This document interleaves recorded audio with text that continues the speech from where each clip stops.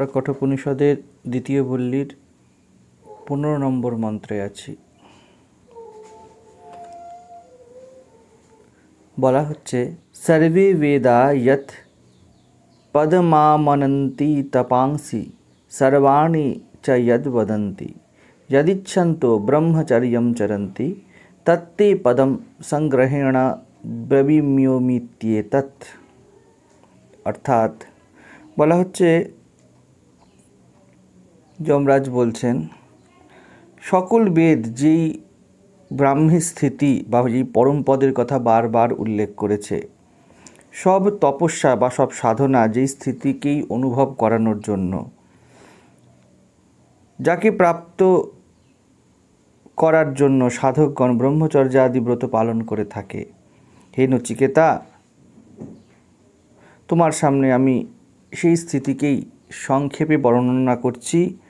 ওমই সেই পরম পদ। অতি সংক্ষিপ্তভাবে বলে দিলেন ওম। দেখুন, বিভিন্নভাবে দেখা যায়, আমরা যত সূক্ষ্ম হতে থাকি তত বেশি জীবনকে বুঝতে থাকি। কারণ আপনি উপরি জীবনকে যেমন দেখেন, ঠিক যেন নারকেলের মতো। নারকেল উপরি দেখলে কি আপনার খেতে মোটেই ইচ্ছা হবে? নিশ্চিত আপনাকে জানতে হবে নারকেলের ভিতরে কি আছে, তার শাঁস, তার জল। একটা শুকনো নারকেল যেটাকে হয়তো ছাড়ানোও হয়নি, আপনি জানেন না তার ভিতরে কি আছেন। তাহলে তাতে যেমন আপনার খিদে মিটবে না, ঠিক তেমনই জীবনকে উপরি দেখলে, আধ্যাত্মকে উপরি দেখলে আপনার কাজের কাজ কিছু হবে না। তো এখানে যখন বলছে সর্বে বেদা, বেদ শব্দের অর্থ চতুর্বেদ, ঋগ্বেদ, সামবেদ, যজুর্বেদ, অথর্ববেদ, এই বেদের শিখর উপনিষদ। তখন বলছে সব বেদ অর্থাৎ সব উপনিষদ, বেদের যে শ্রেষ্ঠতম চূড়ান্ত অবস্থা, যেই পরম পদের কথা বলছে, বারংবার বলেছে। বেদান্তই বেদের শিখর, সূক্ষ্মতম। বেদে তো হাজার রকমের বিধি, বিধান, ক্রিয়া ইত্যাদি আছে, সব টাইম বাউন্ড কন্টেন্ট। এবং বেদকেও যেভাবে দেখা হয়েছে তা যথার্থ নয়। বেদকে বেদান্তের চোখ দিয়ে দেখতে হবে, এরকম নয়। আমরা এভাবে রিপ্রেজেন্ট করেছি যে বেদের একটা কর্মকাণ্ড, তাতে যারা এলিজিবল হবে তারা ওইভাবে করবে। বেদের একটা জ্ঞান কাণ্ড, তাতে যারা এলিজিবল হবে তারা করবে, এইরকম নয়। দুজনের মোটেই একই জায়গায় পৌঁছাবে না। আগেও বলে দিয়েছি, দুটো ফল ভিন্ন ভিন্ন, শ্রেয়শ্চ প্রেয়শ্চ। বেদ মানে জ্ঞান ভাণ্ডার, বেদ মানে জানা। যা থিসিস হয়েছে তা বেদের মধ্যে লিখিত হয়েছে, ওই সময় যা থিসিস হয়েছে। এবং বস্তুগত থিসিস তাতে বদলাবে, বিজ্ঞান তো এগিয়ে গিয়েছে। বেদের সময় যেইভাবে দেখা হয়েছিল তার অনেকাংশ, অনেক থিওরি মিলে যাবে কোয়ান্টাম মেকানিক্সের সাথে, নিউটনের লর সাথে। আবার অনেক কিছু মিলবে না, কিন্তু এই মিলবে না বললেই আমরা ছোট ফিল করি। আমরা মনে করি যে আমাদের যে ধর্ম তা মোস্ট সায়েন্টিফিক ধর্ম হতে হবে। তো আমরা কি বলতে চাই? আমরা বলতে চাই যে বেদ যা বলেছে তার মধ্যে যদি দেখি কোনো কিছু যুক্তি, বুদ্ধি, পরিস্থিতি এবং এক্সপেরিমেন্টের সাথে মিলছে না, তখন আমরা বলি কি এর মধ্যে কিছু সূক্ষ্ম আছে। এর প্রমাণ কি কিছু সূক্ষ্ম আছে? দেখো, এই তো 4টে জিনিস মিলে গিয়েছে, তো বাকি 6টা জিনিসের মধ্যেও কিছু সূক্ষ্ম আছে। নট নেসেসারি, বেশিরভাগ ক্ষেত্রেই তা হবে না। যারা বস্তুগততারও গভীরে গিয়েছে তারা যা বলেছে তা হয়তো মিলে গেল, এবং তাও আরও এগিয়ে যাবে, কারণ ভৌতিক জীবন আমাদের এগিয়ে যাচ্ছে। ফলে বেদে উল্লিখিত বিভিন্ন ভৌতিক জিনিস তার নেচার বদলাচ্ছে, আবহাওয়া বদলেছে, সামাজিক, অর্থনৈতিক, রাজনৈতিক পরিকাঠামো বদলেছে। ফলে তখনকার সময়ে লেখা প্রত্যেকটা জিনিসই যে এখনকার সময় মিলে যাবে এর কোনো কথা নেই। তো বেদ এর কোন জিনিসটি বদলায় না? বেদের যে টাইমলেস কন্টেন্ট বেদান্ত উপনিষদ। কেন তা বদলায় না? কারণ মানব মন আজ থেকে 10,000 বছর আগে যা ছিল আজও তাই আছে। সেই কাম, ক্রোধ, লোভ, ভয়, ঈর্ষা ততক্ষণ এগুলি মানব মনের মধ্যে আছে, একই রকম আছে, ততক্ষণ পর্যন্ত উপনিষদ রিলেভেন্ট থাকবেই থাকবে। উপনিষদ এমন কিছু বলেনি যে কোনো একটা থিওরি দিয়ে দিয়েছে। আমরা কঠোপনিষদের মধ্যে আছি। উপনিষদ সেই কথা বলতে চাইছে যা আপনারই, রাম শ্যাম যদু মধু প্রত্যেকেরই যথার্থতা। উপনিষদ কোনো থিওরি দিচ্ছে না, এই জন্য উপনিষদের উপরে কোনো মান্যতা হয় না। সব মান্যতাকে উপনিষদ কেটে দেয়। কারণ উপনিষদ আপনাকে কিছু মানতে বলেই না, উপনিষদ জানতে বলে, বুঝতে বলে, বোধ বলে, জীবনকে বোঝো। তো বেদের এই শিখর হলো উপনিষদ। তো এই উপনিষদে বারংবার যেই অবস্থার বা স্থিতির কথা বলা হয়েছে, অর্থাৎ আপনার যে সম্ভাবনাময় শুদ্ধতম সত্তার কথা বলা হয়েছে, তাই পরম পদ, আমি তোমাকে সেই বিদ্যা বলছি। পরম পদ মানে, পদ মানে পা, পদ মানে অবস্থান। অবস্থান যদি দৈহিক হয় তবে তো একদম ক্লিয়ার, কেউ ছেলে, কেউ মেয়ে, কেউ বৃদ্ধ, কেউ যুবা, ইত্যাদি ইত্যাদি। তো এখানে সেই অবস্থানের কথা বলা হচ্ছে না। পরম বলবে কেন? পরম মানে আলটিমেট। তো দৈহিক অবস্থা তো আপনার কখনো আলটিমেট হবে না, মানসিক অবস্থাও ভিন্ন ভিন্ন হতে থাকছে। তার মানে আপনার কোনো কোর আইডেন্টিটির কথা বলা হচ্ছে যা বদলায় না। আপনি ছোট যখন থাকেন তখনও বলেন আমি, মরার আগের মুহূর্ত অবধি বলেন আমি। আপনার এই আমি কখনো বদলায়নি, কিন্তু এই আমির যে কন্টেন্ট, আমি হেন, আমি তেন, কনস্ট্যান্ট বদলেছে। তো এই অহম অশুদ্ধ কখন? যখন আমি এটা, আমি সেটা, আমার এই এম, আমি এরকম বলি, তখন আমরা অশুদ্ধ হলাম। এই আমিকে যদি এগুলির সাথে অস্পর্শিত রাখা যায়, সেই স্থিতির কথা বলা হচ্ছে। উপনিষদ আপনার সেই শুদ্ধস্তম স্থিতির কথা বলে, যেখানে আপনি অবস্থা, পরিস্থিতি, সময়, ব্যক্তি এগুলির দ্বারা পীড়িত হন না। আচার্য বলছেন আমি সেই অবস্থার কথা বলছি। অন্য অর্থে এটাও বলা যেতে পারে, সব জানার যা চূড়ান্ত জানা, সব জানা এই জগতে অবজেক্টিভ। আমি তোমাকে সেই সাবজেক্টিভ নলেজের কথা বলছি যা বোধে বোধ হয়, অর্থাৎ যার সামনে তুমি, তোমার যেই বর্তমান অবস্থা, তাও অবজেক্টিভ এ পরিণত হয়ে যায়। অবজেক্টিভে পরিণত হয়ে যায় মানে, দেখুন না, আপনি এই মুহূর্তে সিম্পলি দেখুন কিভাবে থাকেন। আপনি বলেন আজকে দিন হয়েছে, ও আমার সাথে খারাপ ব্যবহার করেছে, আজকে এই কাজে যেতে হবে, ওই জিনিসটা খুব ভালো, এইভাবেই বলেন।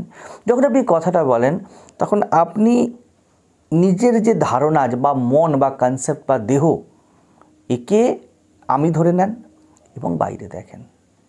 উপনিষদ বলছে, বেদান্ত বলছে ওইটাও অবজেক্টিভ, এইটাও অবজেক্টিভ।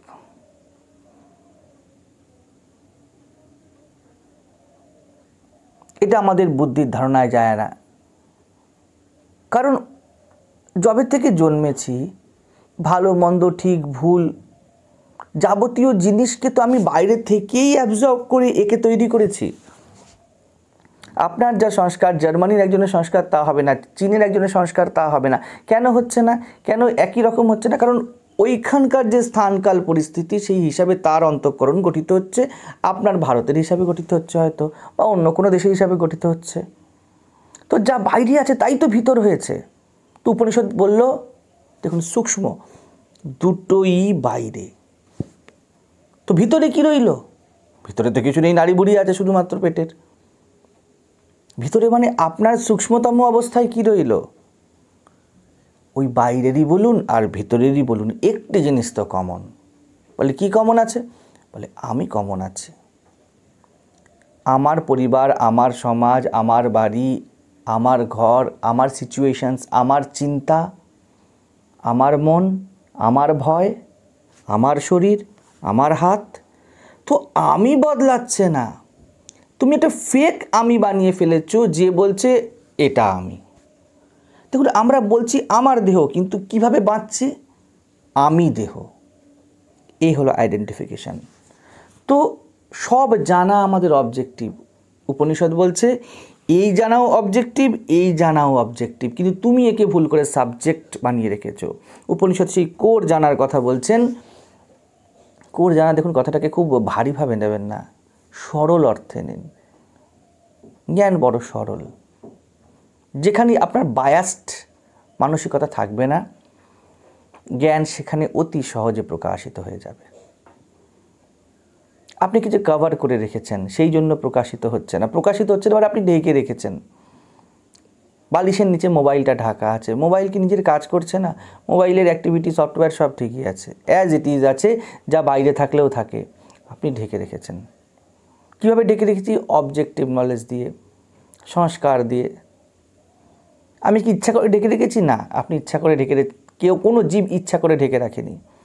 যেই মুহূর্তেই সে জন্মেছিল, এটা তার বাধ্যতা, লিমিটেশনস, যে অন্ধকার বা ঢাকা তৈরি হয়ে যায়, একে সরাতে হয়। তো উপনিষদ বলছে বাইরেও যা আছে ভিতরেও তাই আছে, এবং এই জানা একটি আমির সাপেক্ষে। সব জানা বাহ্যিক, সর্বে বেদা, আমরা সেই জায়গাতেই আছি প্রথমে। সব জানা বাহ্যিক, যে জানছে সে বাহ্যিক নয়, কারণ তার পরিবর্তন নেই, সে অপরিবর্তনীয়। সে শুধুমাত্র দেহের সাথে, মনের সাথে, জগতের সাথে সম্পৃক্ততা রেখেছে বলেই তার সমস্যা হচ্ছে। তো আমি সেই স্থিতির কথা বলছি, সব জানা যেখানে শেষ হয়, আমিতে শেষ হয়। সব জানা একটা আমির জন্য। আপনি যেখানে পারবেন যা জানা থাকুক আপনার, যে কোনো নলেজ আপনি পয়েন্ট করুন, ফর হুম বলুন, দেখুন আমি দাঁড়িয়ে যাবেন। এই আমি বিভিন্ন ধারণা পীড়িত, যদি সে তা না হয়, আপনি সেই ব্রহ্মতত্ত্ব বা আত্মতত্ত্ব বুঝলেন, আর কিছু বোঝার নেই। বলছে সব তপস্যা যাকে অনুভব করতে চায়, তপস্যা বলতে চেষ্টা হিসাবে ধরুন, যা জানা বোঝা সব কিছুর মূল, সব চেষ্টার যা মূল। আপনি জীবনে যাই চেষ্টা করেন, আপনি চেষ্টা কখন করেন? যখন ভিতরে জ্বালা ওঠে, তাপ ওঠে। 3 রকম তাপ: আদি দৈবিক, আদি ভৌতিক, আধ্যাত্মিক। যাবতীয় আপনার কর্ম একটি তাপ বা জ্বালা মেটানোর জন্য। চাকরি করেন কেন? পেটের জ্বালা মেটাতে। দেহ সুখ করেন কেন? শরীরের জ্বালা মেটাতে। এত কিছু দেখেন কেন? চোখের জ্বালা মেটাতে। আপনি পুরো জীবন ছুটছেন কেন? মনের জ্বালা মেটাতে। সর্বে তপাংসি, সব তপস্যা, সব চেষ্টা যার জন্য। অন্য অর্থে বলতে পারেন, ঋষি মুনিরা যেই সব তপস্যা করতেন বসে, দেখুন সেটাও একটি চেষ্টা, কিছু বোঝার চেষ্টা। সব বোঝা যাকে পয়েন্ট করছে। আপনি গৃহস্থ কাজই করুন, সাংসারিক কাজই করুন, আধ্যাত্মিক কাজই করুন, কোথাও আপনি পৌঁছাতে চাইছেন। কোনটা ঠিক কোনটা ভুল পরের কথা, কিন্তু সব চেষ্টা। সর্বে তপাংসি, সব চেষ্টা কী জন্য? শান্তির জন্য, পূর্ণত্বের জন্য। এই যে ভিতরে আমিটা আছে না, এই আমিটার জন্য তো আপনি সব করছেন। আমার যা, তার জন্য আপনি কর্ম করেন। যা আপনার নয়, আপনার তা জগতেই নেই। আপনার স্বামী আর সন্তান বা স্ত্রী ও সন্তান আপনার ঘরে থাকে, আপনার আমির ক্ষেত্রে খুব গুরুত্বপূর্ণ। আপনার ফ্ল্যাট আপনার ক্ষেত্রে খুব গুরুত্বপূর্ণ। তো যদি আপনার মাথার একটা গ্রাফ করা হয়, তো এদের ছবিকে বড় বড় করে দেখানো হবে। এরপরে আপনার অফিস খুব গুরুত্বপূর্ণ, কিন্তু এদের থেকে অত গুরুত্বপূর্ণ নয়। আপনার আমির সাপেক্ষে স্ত্রী আর পুত্র বড় গুরুত্বপূর্ণ। অফিস তো বদলাতেও পারে, এবং যার ক্ষেত্রে স্ত্রী বদলাতে পারে বা সন্তানের সাথে যার টান নেই, তার ক্ষেত্রে দেখা যাবে অফিস গুরুত্বপূর্ণ। এই জন্য দেখা যায় যারা কাজকর্ম করে, রিলেশনস চলে যাচ্ছে, কিন্তু কাজকর্ম তারা ছাড়ছে না, এরকমও দেখা যায়। আবার আপনার যে ভাইপো, যার সাথে আপনার খুব ভালো বন্ধুত্ব আছে, বা আপনার দাদা বা আপনার কোনো একটি বিশেষ বন্ধু, যদি গ্রাফ আঁকা হয়, একেও খুব বড় করে দেখানো হবে। কিন্তু আপনি যার প্রতি ইন্টারেস্টেড, তার ছবিটা বেশি বড়। ধরুন আপনি স্ত্রীর প্রতি বেশি ইন্টারেস্টেড, তো স্ত্রীর মূর্তির থেকে বা ছবির থেকে বন্ধুর ছবিটা নেক্সট প্রায়োরিটিতে দাঁড় করানো হবে, আরেকটু ছোট করা হবে। এরকমভাবে আপনার কাকার বাড়ি আরেকটু ফেড ছোট করে দেখানো হবে। এগুলো যে আপনার জগতে নেই তা না, আছে। আপনি যে রাস্তা দিয়ে যান সেই রাস্তা, কারণ আপনি বিকল্প রাস্তাও চুজ করতে পারেন। তো যেটা আপনার আমির কাছে খুব গুরুত্বপূর্ণ, আমিকে যে যতটা শান্তি দেয় আপনি তার সাথে তত বেশি লেগে থাকেন, সেই দিকে আপনার চেষ্টা তত বেশি হতে থাকবে।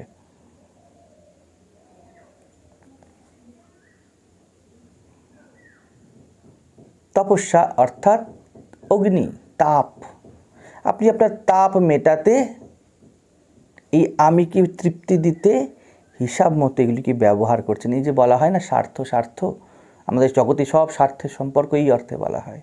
আপনি কি করবেন, আপনার ভিতরে একটি জ্বালা আছে, কি করে আমি শান্তি পেয়ে যাব, কি করে আমি নিজেকে সব থেকে বড় বানিয়ে ফেলবো, কি করে আমি সব হয়েই যাব। এই যে আমরা সব পেতে চাই না, এর কারণ আমরা সব হতে চাই। এই সব হওয়ার চক্করে আমরা কি করি, ওই যে এক্ষুনি ছবির কথা বললাম, এই ছবির মধ্যে যেগুলি গুরুত্বপূর্ণগুলোকে কামড়ে আঁকড়ে ধরতে চাই। যতটা যেটা গুরুত্বপূর্ণ, যত যে ছবি বড় আমাদের কাছে, যাকে যত বেশি গুরুত্ব দিয়ে রেখেছি তার প্রতি আমাদের আকর্ষণ বা টান তত বেশি হবে। ঠিক যেন ওগুলো গুরুত্বপূর্ণ কাঠ। উনুন জ্বালাতে গেলে যেমন বড় বড় কাঠ খুব গুরুত্বপূর্ণ, কারণ ওটাকে আপনি ছোটও করে নিতে পারেন। ওগুলোকে আপনি যদি আপনি একটা গাছই কাটেন, আপনি কি করবেন, যে বড় লগসগুলো সেগুলোকে আপনি আগে রাখতে চাইবেন, টুকটাক ছেড়ে দেবেন। ঠিক তেমনই আমরা এগুলো নিজের তাপ মেটাতে সমিধের মতো, কাঠের মতো ব্যবহার করি। আমরা মনে করি যে আমরা এদের ভালোবাসি, আজ্ঞে নয়। ভালো আপনি নিজেকে ছাড়া কাউকে বাঁচতেই পারবেন না। ব্রহ্মাণ্ডের কেউ নিজেকে ছাড়া, কোনো মানুষ নিজেকে ছাড়া কাউকে ভালোবাসতেই পারবে না, ফ্যাকাল্টিই নেই। এই ভালোবাসতে গিয়ে আপনি তপস্যা করেন, আপনি চেষ্টা করতে থাকেন বড় বড় কাঠ যাতে জমিয়ে রাখা যায়, যাতে আপনার আগুন শান্ত হবে। কিন্তু কাঠ আগুনে দিলে কি আগুন শান্ত হয়? আরও বাড়তে থাকে, আরও বাড়তে থাকে। তাই আমাদেরও হয়, আমরা আগুন নেভাতে চাই, আমরা বলতে চাই শান্তি শান্তি শান্তি, কিন্তু আমরা জমাচ্ছি কি? কাঠ। সর্বে তপাংসি, সব তপস্যা যার জন্য, সব চেষ্টা আপনি চাইছেন শান্তির জন্য, জমাচ্ছেন কাঠ। এটি যখন সঠিক পথে যায়, আধ্যাত্মের পথে যায়, সঠিক মননের পথে যায়, আপনি কাঠ সংগ্রহে অরুচি করে দেন। ভালো করে বুঝে নিন, কাঠ সংগ্রহে আপনার অরুচি এসে গেল। আপনি জাগতিক ভোগ সংগ্রহে দেহকে সুখ দেবার চেষ্টাতে বিরতি টানলেন। ফলাফল কি হবে? ভিতরে জ্বালা বা কাঠ বা আগুন স্লোলি স্লোলি স্লোলি নিভে যাবে। কিন্তু আমরা এমন ভুল শিখে রেখেছি যে কাঠ সংগ্রহ করতে থাকি ভিতরের আগুনকে শান্ত করতে। সেই জন্যই আমরা জ্বলতেই থাকি। যত বিষয় দেবেন ওর চাহিদা আরও আরও বাড়তে থাকবে। শীতকালে আগুন ক্যাম্পফায়ার করেছেন, ও কি দাবি করে? যেই গরম গরম উষ্ণ উষ্ণ আসছে, ও দাবি কি করে? আরও কাঠ দাও, আরও কাঠ দাও। এর চক্করে আপনি দূরে যান। আগুন জ্বালানোর চক্করে আপনি ঠান্ডার দিকে আরও এগিয়ে যান। এটাই আমরা করি। অগ্নি সবসময় সমিত দাবি করে, আমাদের ভিতরের তাপ।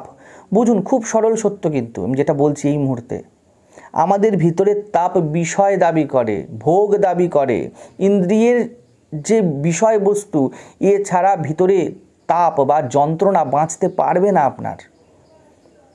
আপনি যন্ত্রণা কন্টিনিউ করেন কারণ আপনি বিষয় কন্টিনিউ জোগাড় করেই চলেছেন। যেদিন আপনি বিষয় জোগাড় বন্ধ করে দিলেন, আপনার তাপ বন্ধ হতে বাধ্য। প্রথম বোঝা যাবে না।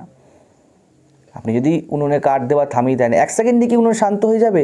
আপনি বলবেন, মহারাজ আপনি বললেন যে ভোগ জোগাড় না করলেই শান্ত হয়ে যাবে। যা এতদিন জোগাড় করেছেন সেই অঙ্গারগুলো পুড়ে যাক, ছাই হয়ে যাক, দেখবেন শান্তি। এটাই শ্রীমদ্ ভগবদ গীতাতে বলেছে, জ্ঞানাগ্নি সর্বকর্মাণং ভস্মসাৎ কুরুতে তথা।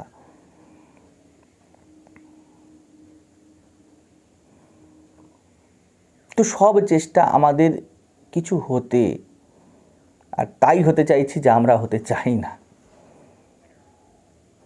কখন এটা হয়ে যায়?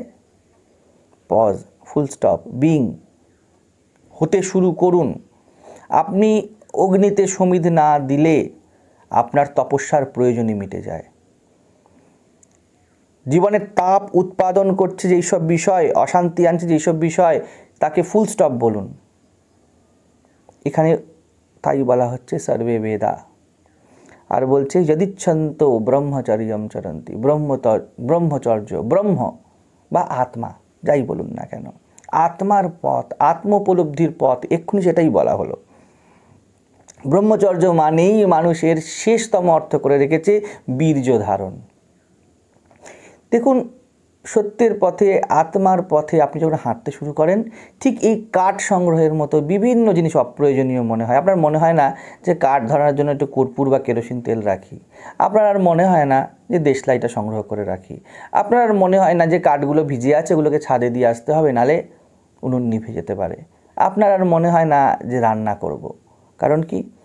আপনি আগুন জ্বালাতেই লেস ইন্টারেস্টেড হয়ে গেছেন এবং তার সাথে সাথে এই সব বিষয়গুলি জীবন থেকে সরে যায়।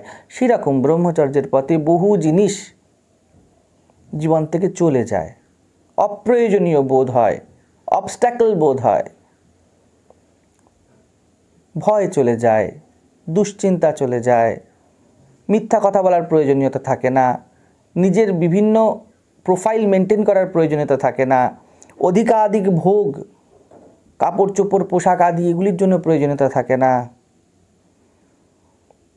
অনেক টাকা জমিয়ে রাখবো এর প্রয়োজনীয়তা থাকে না। ঠিক তেমন এতগুলি অপ্রয়োজনীয়তার সাথে সাথে দেহ সংসর্গ করব, দেহকে যৌন সুখ দেব, এরও প্রয়োজনীয়তা থাকে না। কিন্তু আমরা এটাকেই প্রথম এবং শেষ ক্রাইটেরিয়া ধরে নিয়েছি। এবং যেহেতু আমরা কামুক মানুষ, যেহেতু আমরা দেহ সর্বস্ব মানুষ, দেহের সুখের মধ্যে বীর্য ত্যাগ একটি হরমোনাল সুখ দেয়, একদম স্থূল সুখ দেয় আমাদেরকে। স্থূলতম সুখের মধ্যে এটা বেশ এবং খুব গুরুত্বপূর্ণ, আনন্দদায়ক। এবং আমরা প্রত্যেকেই, পুরুষ স্ত্রী, একে অপরের প্রতি আকর্ষিত হচ্ছে কিছু হরমোনসের জন্য মাত্র। যদি ওই শরীরে আপনার কালকে এমন হয়ে যায় যে ওই হরমোনস নেই, আপনার ব্রহ্মচর্যের প্রয়োজনীয়তাই থাকবে না। যদি ব্রহ্মচর্য মানে বীর্য ধারণ হয়, যদি বীর্য দেহের মধ্যে এই রকম ফিলিংস তৈরি না করে, আপনার কাছে স্ত্রীর কাছে পুরুষ, পুরুষের কাছে স্ত্রী আর গুরুত্বপূর্ণই থাকবে না। আমাদের কাছে যেটা এখন জীবনের সিংহভাগ বিশেষ প্রয়োজন হয়ে গেছে প্রত্যেক ইউথের কাছে, জিনিসটা আর প্রোফাইলটাই থাকবে না, ইস্যুই থাকবে না। তাহলে ব্রহ্মচর্য মানে ওইটুকুনি নয়। ব্রহ্মচর্য মানে ব্রহ্মের আচার বা ব্রহ্মকে জীবনে নিয়ে আসো, আচরণে ঢালো, অর্থাৎ জ্ঞানের ইমপ্লিমেন্ট, সেই পথে হাঁটো।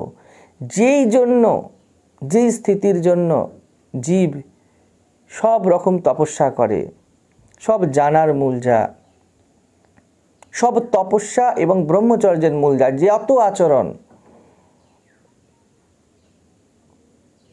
আমি সেই তত্ত্ব তোমাকে বলছি, সংক্ষেপে বলছি। তা হলো ওম। ওম কি? ওম সেই পরম পদ। ওমই যেন আমাদেরকে হয়ে যেতে হবে। ওম হয়ে যেতে হবে মানে কি?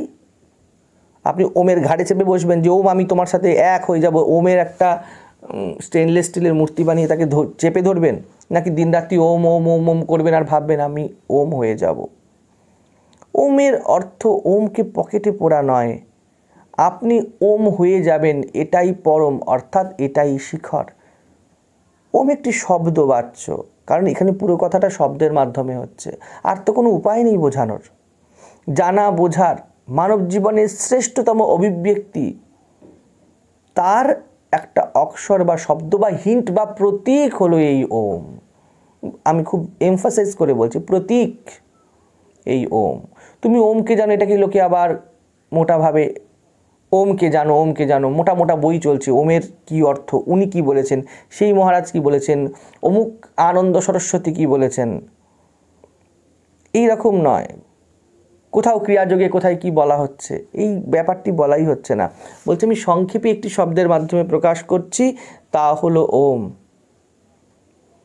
মানব জীবনের পরম বা শ্রেষ্ঠ কিভাবে হতে হয় মানুষকে, এর পরের দুটো মন্ত্রে এই ওমকে ব্যাখ্যা করবেন। ওম কি?